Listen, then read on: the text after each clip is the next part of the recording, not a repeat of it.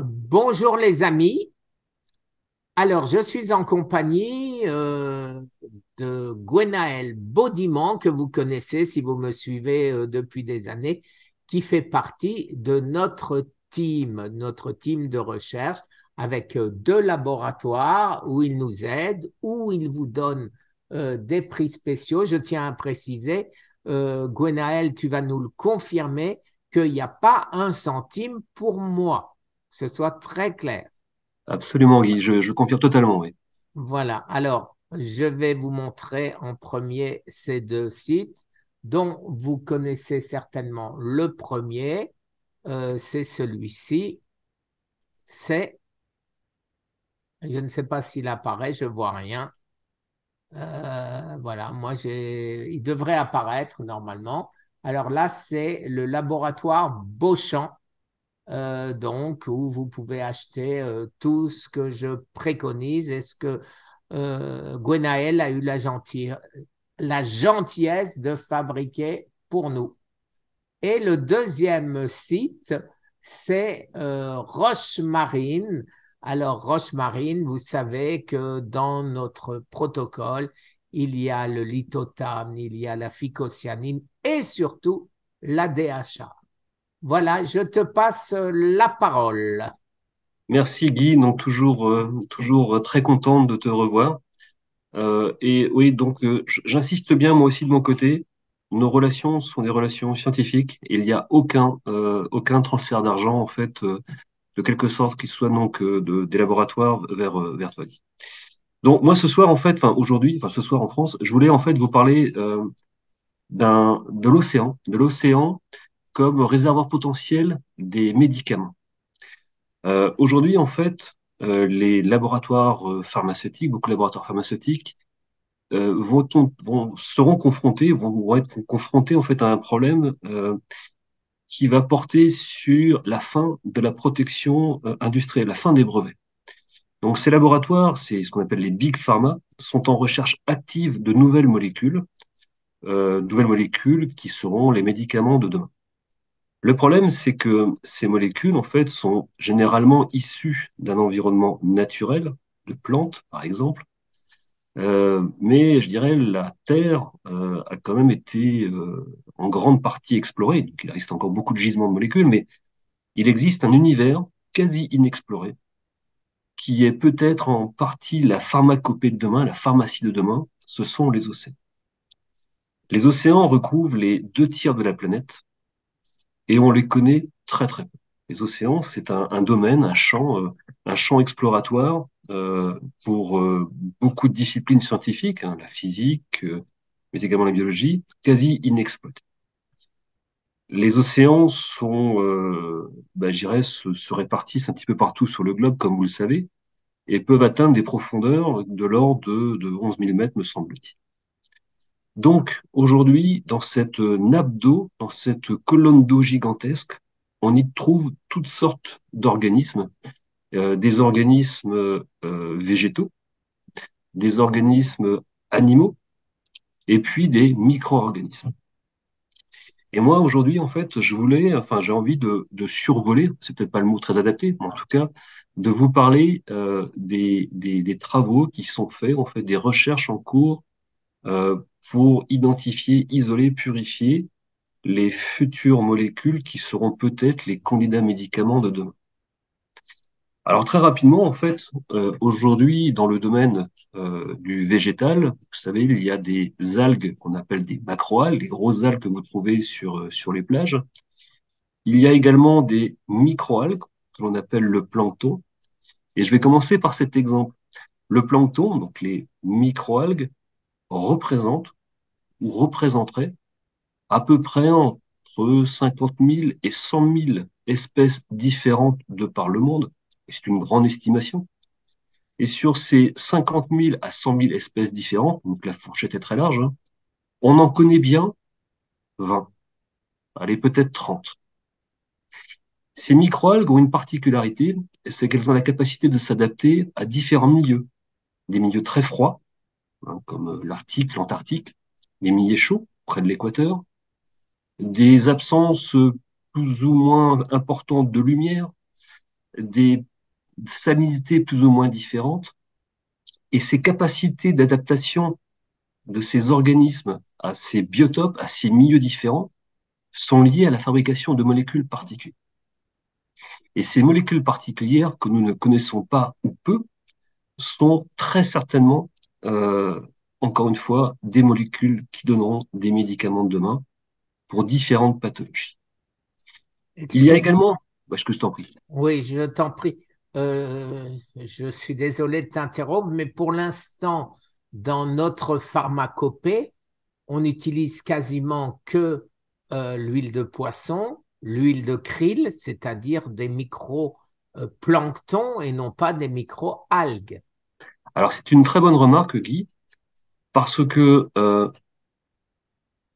dans ces huiles de plancton ou dans ces huiles de poisson, on y trouve les fameux oméga 3 à chaîne longue, dont le DHA, dont je vais me permettre d'intervenir, dont je vais parler dans quelques instants.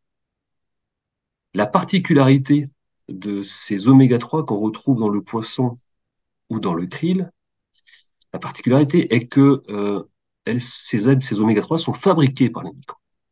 Le poisson ne fabrique pas les oméga 3. Le krill ne fabrique pas les oméga 3. Il le concentre par la chaîne alimentaire. Donc le maillon primaire de ces oméga 3 sont les microbes. Et tu me tends la perche très gentiment, Guy, c'est qu'effectivement, il y a des travaux qui ont été réalisés il y a quelques mois ou quelques années, je ne sais plus, enfin en tout cas c'est assez récent, qui ont porté sur un oméga 3 que l'on fabriqué par les microalgues, qu'on le retrouve dans les microalgues, qui est le DHA. Le DHA est, pour nous, l'homme, extrêmement important parce que nous ne savons pas le fabriquer.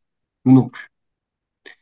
C'est l'acide gras prépondérant du cerveau, c'est-à-dire que l'acide gras principal du cerveau est le DHA. On pense d'ailleurs que le DHA est impliqué dans les fonctions cognitives, mémoire, concentration. Mais ce qui nous intéresse, c'est que le DHA a été étudié par une équipe de recherche à Louvain en Belgique. Et on a montré en fait que cette équipe a montré, pardon, que le DHA en quantité importante a la capacité, bon, sur des modèles cellulaires, hein, mais a la capacité d'empoisonner les cellules cancéreuses, sans empoisonner les cellules saines. Et cet empoisonnement se fait par donc les cellules cancéreuses ont la capacité de concentrer ce DHA, ou lorsqu'elles concentrent ce DHA, en fait, elles ne vont pas l'utiliser, mais ce DHA va se dégrader dans la cellule cancéreuse, si je fais simple, et va détruire la cellule cancéreuse. Donc ça, ce sont des travaux, moi, que j'ai lus avec beaucoup d'attention. On pourra détailler tout à l'heure un petit peu le mécanisme si tu le souhaites, Guy, mais c'est extrêmement prometteur. Donc le DHA est à la fois extrêmement intéressant pour notre métabolisme, pour différentes fonctions cognitives, cardioprotectrices, hein, des fonctions cardioprotectrices, mais également, en fait, on a montré en fait qu'il était capable de détruire par empoisonnement les cellules cancéreuses. Donc j'en reviens, ce DHA est fabriqué à la base par le plancton et concentré ensuite dans le poisson. Donc j'insiste, hein, puisque tu me Oui, le permets, mais j'insiste sur l'aspect anti-inflammatoire des oméga 3. Donc, prenez des oméga 3 parce que ce sont des composés extrêmement anti-inflammatoires. Et si vous devez prendre des oméga 3, pensez au DH. J'en reviens en fait à un autre médicament qui a été identifié en fait, ou une molécule à activité antitumorale qui a été identifiée dans une éponge. En 1919, en 2019, pardon, 2019, autant pour moi, euh, un médicament issu du domaine marin a été approuvé et mis en commercialisation. Ce médicament, en fait, provient d'une molécule, en fait, hein, enfin, développée autour d'une molécule qui est la citarabine, me semble-t-il, et qui est une molécule capable de détruire les cellules cancéreuses en bloquant la fonction ADN polymérase. C'est-à-dire que c'est l'enzyme qui va contribuer ou permettre à la réplication, en fait, de l'ADN. Donc, cette citarabine, qui est issue d'une éponge, est un des premiers médicaments issus du domaine marin et appliqués au cancer. Donc, les microalgues, les éponges, Parmi les sources je dirais d'investigation, de recherche, il y a les bactéries marines. On imagine toujours les bactéries comme étant capables, en tout cas provoquant des nuisances, hein, donc sur un plan hygiène. Mais ces bactéries, en fait, ont aussi des particularités, c'est que ce sont des petites usines de fabrication de médicaments. Il y a également les champignons microscopiques marins et d'autres organismes. Un des freins à l'exploitation de ce type de micro-organismes par le passé était l'impossibilité de les produire en grande échelle par les industriels et donc de produire en quantité suffisante des molécules pour des tests, pour les premières investigations. Aujourd'hui, grâce à l'essor d'une discipline qu'on appelle la biotechnologie, et dans le domaine marin, on parle de biotechnologie bleue, nous avons la capacité, ou les industriels, certains industriels ont la capacité d'isoler des micro-organismes complexes et de les produire en grande échelle en vue de produire des molécules. Et ça, c'est une avancée technologique fabuleuse parce qu'elle va pouvoir permettre d'apporter du matériel biologique aux équipes de recherche et peut-être pouvoir identifier demain des structures ou des molécules inconnues qui auront ou qui auraient des potentialités dans le domaine biologique. Alors, moi, je reviens un petit peu sur ces micro-organismes parce que c'est une chose qui m'intéresse beaucoup au plus haut point. Je vous disais tout à l'heure que les océans ont la capacité, en fait, ont les profondeurs, je crois que la profondeur, une des profondeurs maximales, c'est pas peut-être la profondeur maximale, mais on n'en est pas loin, c'est 11 000 mètres. 11 000 mètres. Imaginez à 11 000 mètres au fond de l'océan, la pression, le froid, l'absence de lumière, l'absence parfois d'oxygène. Et on y trouve des sources hydrothermales, donc avec des oasis de vie, avec des organismes qui sont capables de supporter des conditions extrêmes. Eh bien, ces organismes-là ont eu la capacité de fabriquer des molécules adaptatives à ces conditions extrêmes. Et probablement que dans ces molécules adaptatives, dans ces molécules complexes, il y a peut-être de futurs candidats médicaux. Donc d'abord, il faut les prélever, il faut ensuite isoler ces micro-organismes, les connaître, les comprendre, les reproduire, et aujourd'hui, on sait le faire. Donc, encore une fois, je pense que nous allons être capables, ou les industriels, je dis on, c'est mes camarades en fait dans ces laboratoires, dans ces entreprises, vont avoir la capacité de fournir ce matériel biologique indispensable à des investigations et à la recherche de nouvelles molécules. On a également les algues, les grandes algues qu'on appelle les macroalgues, qu'on retrouve sur les plages parfois ou sur les rochers, même parfois que l'on consomme pour certaines d'entre elles. Là aujourd'hui, il y a des recherches pour isoler de nouvelles molécules, ce qu'on appelle des métabolites secondaires, qui peut-être sont impliqués dans des blocages de voies enzymatiques, dans des blocages dans certains, ou qui sont peut-être soit impliqués dans le blocage, soit dans la favorisation en fait de ces voies. Bon, bref, en l'occurrence, là encore, nouvelles molécules, nouvelles approches, et peut-être des mécanismes que l'on ne connaît pas. Encore une fois, du matériel qui va être disponible. Donc, aujourd'hui, ces océans qui étaient peu ou pas exploités suscitent beaucoup d'intérêt, parfois une compétition économique féroce, mais en tout cas, l'exploitation de ces océans va permettre, encore une fois, je le répète, je le redis, c'est d'apporter des connaissances nouvelles et peut-être d'apporter en fait des molécules nouvelles qui sont probablement absentes des laboratoires. Donc, la source, sans rentrer dans un rêve naïf ou des fantasmes de scientifiques, il n'en demeure pas moins que ce réservoir en médicaments est assez fabuleux. Je prends un autre exemple aussi, certains connaissent peut-être, mais la molécule AZT, qui a été utilisée en fait dans le traitement du sida, il me semble que cette molécule a été extraite de l'étance de hareng. Il y a quand même quelques scientifiques un petit peu originaux qui vont chercher des choses originales dans des matières premières qui intéressent peut-être peu de gens. Mais voilà, donc aujourd'hui, on parle des lipides avec des oméga 3 chaînes longues qui sont issus du domaine marin. On parle en fait qui proviennent du krill, qui proviennent des huiles de poisson. On parle en fait de molécules qui sont extraites de l'étance de poisson. Aujourd'hui, dans le domaine de l'arthrose et de l'arthrite, on utilise en fait le cartilage de certains poissons, euh, puisque ce cartilage apporte des molécules telles que la chondroïtine, qui vient soulager des douleurs articulaires. On a aujourd'hui en fait une explosion en fait de l'acquisition de connaissances dans le domaine du plancton, du phytoplancton en l'occurrence, et on a la capacité aujourd'hui de produire ce plancton en quantité suffisante pour que la recherche puisse faire son œuvre. Et enfin, nous avons en fait la capacité d'aller chercher des organismes et des micro-organismes inconnus au fond des océans et de les cultiver, de les étudier. Donc, je réitère, l'océan est aujourd'hui un territoire inconnu. On connaît, certains disent qu'on connaît presque mieux le système solaire que le fond des océans, ce qui n'est pas impossible. Mais aujourd'hui, les enjeux sont très importants et tout en préservant cette biodiversité, la biodiversité qu'on ne connaît d'ailleurs peut-être pas intégralement.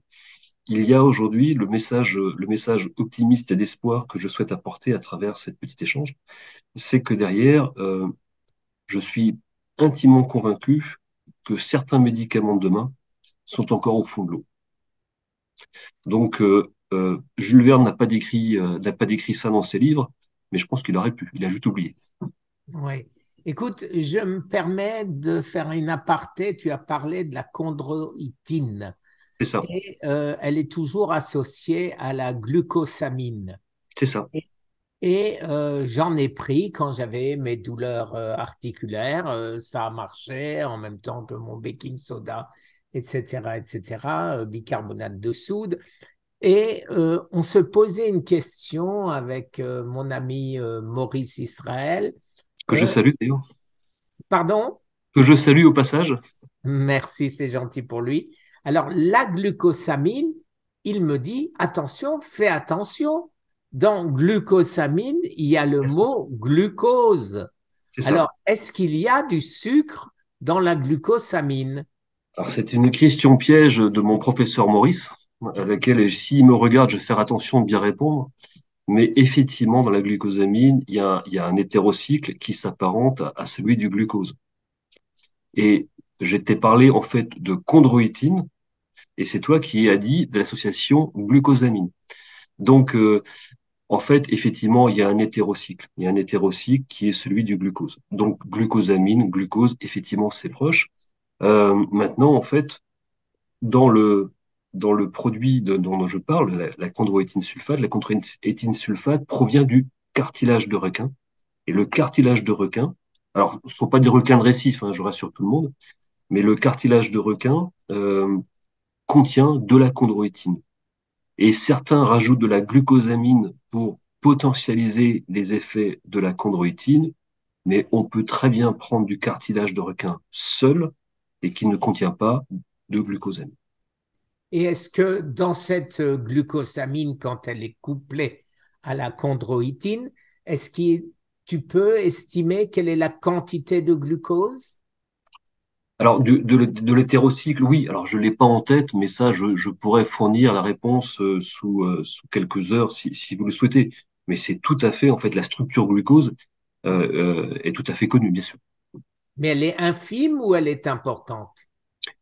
Alors, elle est ni infime ni importante, mais elle est suffisante pour que, par exemple, nous puissions alerter, en tout cas mettre, faut pas alerter, parce que le terme est un petit peu fort, mais en tout cas signaler la présence de glucose à des gens qui seraient sensibles, en fait, à la réponse glycémique. Donc, ce que je veux dire, que elle est en quantité significative malgré tout. Donc, elle ferait monter la glycémie. Elle pourrait C'est faire ça que monter tu es la en train glycémie. de... Elle pourrait faire monter la glycémie. Et je rebondis en fait sur nos fameux requins. Alors, je réitère, hein, les requins sur lesquels nous travaillons ne sont pas des requins issus d'une pêche à l'aileron que nous devons dénoncer. C'est issu en fait de ce qu'on appelle des roussettes ou des poissons qui sont pêchés pour leur chair. Nous valorisons en fait les déchets, les sous-produits. Et bien le requin en fait a une particularité, c'est que son cartilage contient de la chondroïtine, intéressante pour les douleurs articulaires, mais son foie contient une classe de molécules que l'on appelle alkylglycérol. Et une étude anglo-américaine, je crois, a montré il y a quelques années que les alkylglycérols permettaient de mieux supporter la chimio, de permettaient de supporter en fait la chimio versus personne n'en prenant pas. Donc à minima, les alkylglycérols en fait aident à supporter la chimio, ça a été montré dans une étude. Moi, j'aime bien les alkylglycérols parce que, de surcroît, ils ont des propriétés de stimulation du système immunitaire. Donc ça, l'huile de foie de requin est un produit que j'aime beaucoup en raison de la présence d'alkylglycérol. Alors, il y a bien sûr, en fait, les fameux oméga 3, hein, dont on parlait tout à l'heure. Les oméga 3, c'est une très grande famille. Et il y en a deux qui sont des oméga 3 pour moi d'intérêt majeur, l'EPA et l'EDH. Absolument. Je réitère ce que j'ai dit parce que souvent, en fait, les gens ne l'ont pas à l'esprit. Ces deux acides gras sont indispensables à notre fonctionnement, dans des rôles différents, mais sont indispensables à notre fonctionnement, et nous ne savons pas les fabriquer ou peu. C'est-à-dire que si nous prenons des oméga 3 d'origine végétale, nous prenons des petits oméga 3, notre organisme va les allonger en EPA et DHA, mais avec un bilan très faible. Ce qui signifie que si nous souhaitons avoir un niveau d'EPA et de DHA suffisant dans l'organisme, il faut les apporter par voie exogène, c'est-à-dire par voie alimentaire. Et c'est là où le complément alimentaire trouve sa justification. Alors, une question pratique. EPA, DHA, on en trouve bien sûr en complément alimentaire.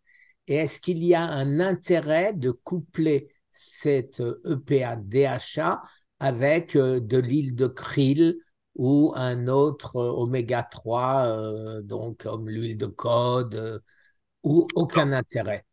Alors, c'est une bonne question. Le, L'hypobiologiste que je suis va répondre de manière subjective en te disant que en fait, le spectre oméga 3 au sens large du terme est toujours bon pour la santé. Les oméga 3 ont des propriétés extrêmement intéressantes dans le domaine de la cardioprotection, dans le domaine de l'inflammation, dans le domaine de l'entretien de la fonction cognitive. Alors, je parle pas de molécules magiques, hein, mais en fait, ça s'appuie sur de nombreuses études. Oui. Alors, il est clair que certains oméga 3 euh, présentent dans le domaine, par exemple, en tout cas dans les travaux qui ont été décrits sur les pathologies tumorales, plus d'intérêt que d'autres, comme le DHA. Euh, Maintenant, à ta question, faut-il privilégier un oméga 3 plus qu'un autre, une source plus qu'une autre? J'ai envie de dire, si nous devions privilégier une source, autant privilégier la source marine, krill ou poisson. Que les oméga 3 issus du végétal. Maintenant, tout prendre, c'est très bien. Mais quitte à privilégier une source, autant prendre la source plutôt marine, krill ou poisson. Ça, c'est un premier point. Et pour une huile de poisson, autant privilégier, en fait, une huile riche en DHA, selon moi. L'huile de cod, l'huile de foie de morue. Alors, l'huile de foie de morue contient des oméga 3, mais, et c'est bien d'en prendre, mais il y a aujourd'hui, alors je prêche pas pour ma paroisse, parce que d'autres le Non, font mais également. c'est bien pour ça que je t'ai invité, pour que tu donnes des Eh bien, informations. il y a des huiles, enfin notamment chez Rochemarine, me semble-t-il, des huiles riches en DHA. Riches en DHA. Alors pour ceux qui sont véganes, on a développé une huile de microalgues riche en DHA. C'est une huile végétale riche en DHA.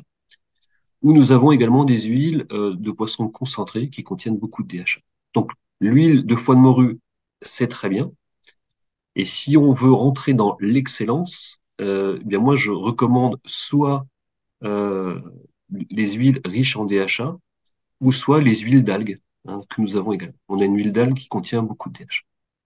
Et est-ce que là, je suis en train de scroller Alors, sur ton site? je Alors, vois c'est là, laquelle? en scrollant, je vois celui du milieu, là, marqué oméga 3. Là, c'est très bien. Voilà, c'est celle-là. Alors, on y a, on l'a ciblé cœur et cerveau, mais j'ai envie de dire, c'est pas que.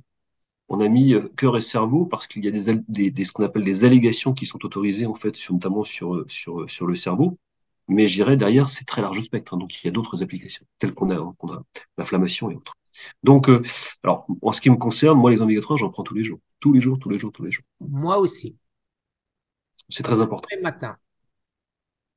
Voilà, donc c'est un petit panorama très rapide, le temps passe très très vite. Moi, ce que Voilà. je voulais juste dire, c'est que, encore une fois, l'océan recouvre les 2 tiers de la surface de la planète. On ne connaît pas grand-chose de ces océans. Et le biologiste que je suis, en fait, pense, et je pense, je suis pas le seul à le penser, c'est que bon nombre de candidats médicaments sont encore dans l'eau. Et donc, aujourd'hui, la recherche avance vite, mais la recherche a besoin de matériel biologique. Et donc, a besoin, en fait, des explorateurs de l'océan, des gens qui sont capables d'aller chercher du matériel biologique en quantité. Et là, Dieu merci, la technologie, l'envie de progresser dans ces domaines-là font que beaucoup de jeunes générations de scientifiques commencent à s'y intéresser. Donc, je terminerai avec ce message un petit peu d'optimisme et d'espoir en disant que on va trouver encore de nouvelles choses dans l'eau. Donc, préservons l'océan, préservons notre planète. Ça, c'est le petit message militant. Exactement. Merci Gwenaël, c'était passionnant et on a joint l'utile à l'agréable. Quand je dis l'utile, c'est que oui, huile oméga 3 et DHA, EPA, prenons-en dans le Absolument. cadre précisément du cancer. Absolument. C'est toujours un plaisir, Guy. À très vite, à très bientôt, et puis bonjour à tout le monde. Merci à toi. Très bonne Au journée. revoir. Au revoir. Au revoir.